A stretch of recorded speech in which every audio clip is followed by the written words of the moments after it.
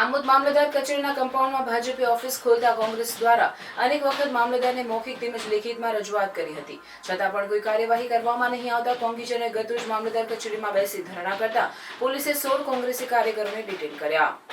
આમોદ મામલતદાર કચેરીના કમ્પાઉન્ડમાં આવેલ પીડબ્લ્યુડીની સરકારી ઓફિસમાં ભાજપે ઓફિસ બનાવી હોવાના આક્ષેપો કરી મામલતદારને લેખિત તેમજ મૌખિક રજૂઆત કરી હતી, છતાં તંત્ર તરફથી કોઈ જવાબ નહીં મળતા આમોદ તાલુકા કોંગ્રેસ પ્રમુખ નરેન્દ્ર પટેલ ઉર્ફે કાળજી તેમજ વિધાનસભા યુથ કોંગ્રેસ પ્રમુખ કેતન મકવાણાની આગેવાની હેઠળ કાર્યકરોએ મામલતદારની ચેમ્બરમાં બેસી ધરણા કરતા પોલીસે આમોદ તાલુકા કોંગ્રેસ પ્રમુખ નરેન્દ્ર પટેલ ઉર્ફે કાળજી, વિધાનસભાના યુથ કોંગ્રેસ પ્રમુખ કેતન મકવાણા સહિત 16 કાર્યકરોને ડિટેન કરી બાદમાં છોડી મૂક્યા હતા।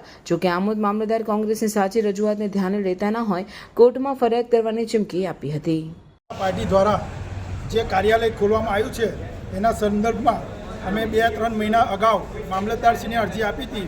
એ બાબતે કોઈ નિરાકરણ નહીં આવતા આખરે અમારે આજે બુધવારે ધરણા પર બેસવાનો કાર્યક્રમ હતો, તે અમારો સફળ થયો છે। બીજું કે મામલતદાર પણ એક રાજકીય હાથો બનીને જે ભાજપની કાર્યાલય ખોલાઈ છે તેમાં કોઈ અમને જવાબ સ્પષ્ટપણે આપતા નથી ને આજ દિન સુધી કોઈ કાયદેસરના પગલાં એમની સામે ભર્યા નથી। તમે કઈ રીતના કહી શકો છો કે અહીંયા ભાજપનું કાર્યાલય છે? સ્પષ્ટપણે દેખાઈ આવે છે, ચાલો અમે તમને બતાવીએ। અહીંયા અમારી જાણ તાલુકા મુજબ ભાજપ તાલુકા પ્રમુખ હોય જાતે જ બેસે છે ત્યાં। અમારી જાણ મુજબ અહીંયા આગળ સેવાના કાર્ય થાય કે જેમ કે શ્રમ, આધાર કાર્ડ એ બધું અહીંયા આગળ ફ્રીમાં કાઢી આપવામાં આવે છે, એ વિશે તમે શું કહેશો? બીજું કે આ એક સરકારી પ્રિમાઇસીસ છે। આજે ધારો કે કોઈ ત્રાહિત વ્યક્તિ સરકારી મિલકતમાં પ્રવેશ કરે છે તો મામલતદાર કેવા એક્શન લે છે એમની સામે, તો આ લોકો સામે કેમ નહીં?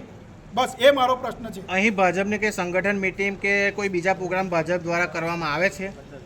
બધા ભેગા થાય છે, ભાજપના સંગઠનના લોકો બધા ભેગા થાય છે। એના તમારી પાસે કોઈ પ્રૂફ ખરું? વિડીયો શૂટિંગ આપેલા છે।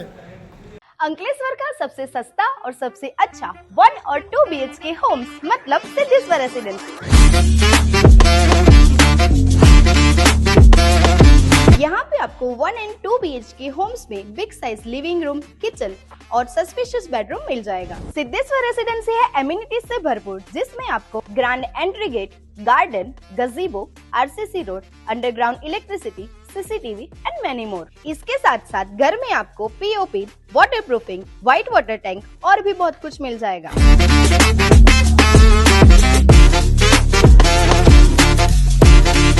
तो अगर आप अंकलेश्वर में 1 और 2 BHK ढूंढ रहे हो तो आज ही विजिट कीजिए सिद्धेश्वर रेसिडेंसी। बुकिंग के लिए आज ही विजिट कीजिए booking office gate number 2, Siddheshwar Residency near Sukoon Residency, Jitali Road, Dadhal, Ankleshwar.